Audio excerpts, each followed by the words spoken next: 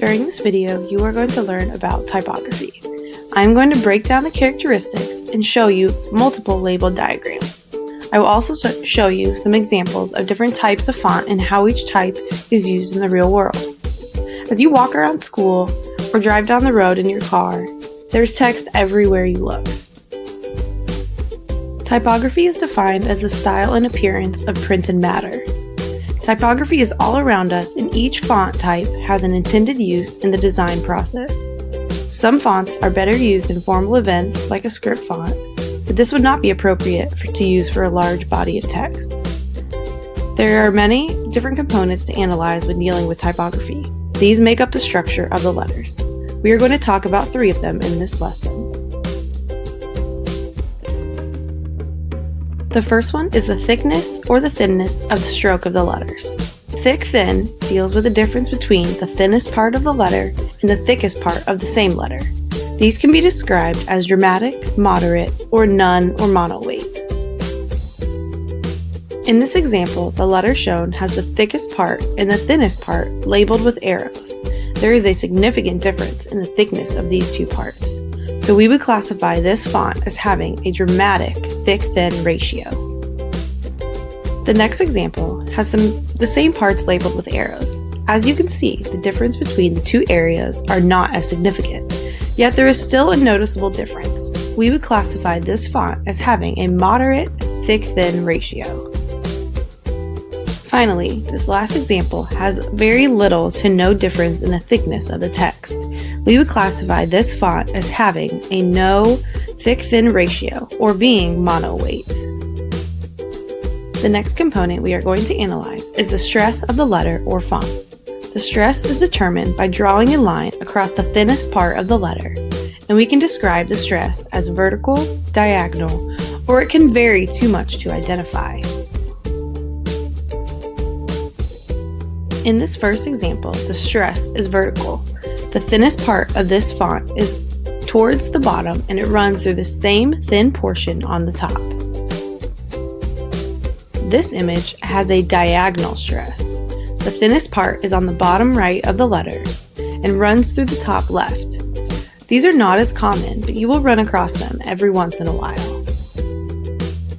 This final image has no defined stress because all of the font is the same thickness. This happens a lot.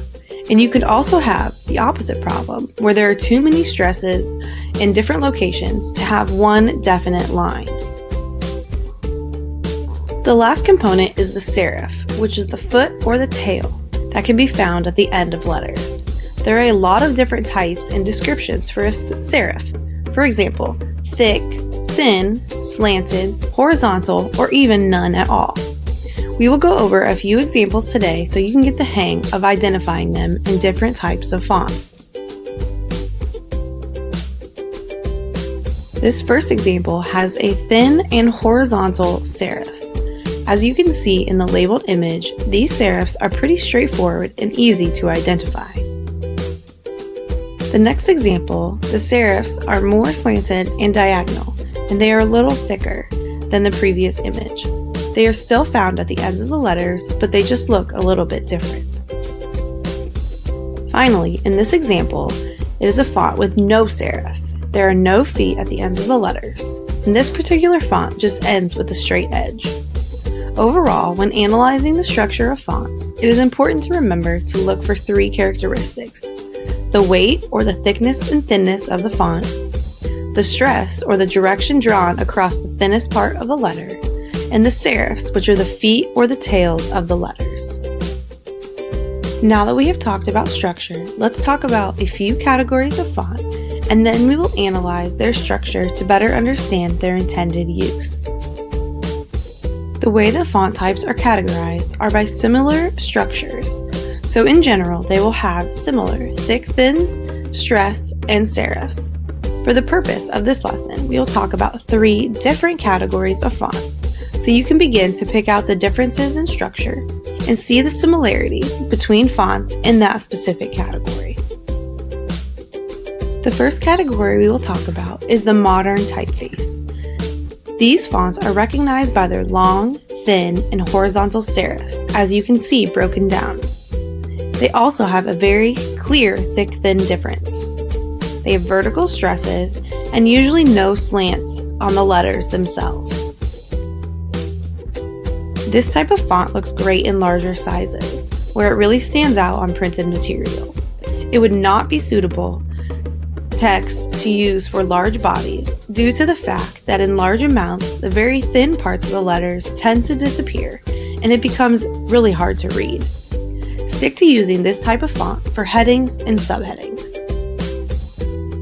In these next couple slides, you will see how modern typeface is used in the real world. These include textbook titles, titles of books, and logos, and on any other advertisement that you may see. Some of them are used in all capitalization and some are used in lowercase. As you look at these examples, look around the room you're in to see if you can find any examples of modern type font. Some of the best places to look are, like we said, on book titles, magazine covers, or even a poster in the classroom or at home. Since they look best in larger sizes, try and see if you can spot one. The next category I want to talk about is old style. This style has been around since the early 1500s and can be identified, as you see in this diagram, by its moderate switch from thick to thin, and it has a thick slanted serif on the letter ends. This category of type also has a generally diagonal stress to its letters. This category of font is best used for large bodies of text. It is very easy on the eye when reading. Times New Roman may be the best example of old style font because it is used in newspapers and books all over the world.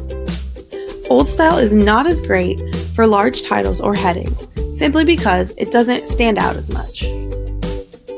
In these next few slides, you will see examples of old style font used in real world situations. Some of them are on advertisements, some of them are in books.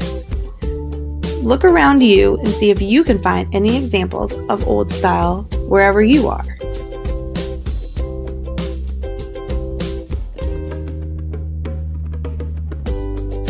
Finally, the last category we are going to talk about is script font. Script fonts vary in structure, but the majority of them have little to no thick-thin difference. And if they have a serif, they are typically thin. The stress does vary a little bit more, and there are either too many stresses to identify, or they are mainly diagonal. There are so many different types of script that they are generally broken down into two subcategories, which are formal and casual. Formal script fonts are used for invitations or very formal situations. They are best when used sparingly because in large bodies they become harder to read.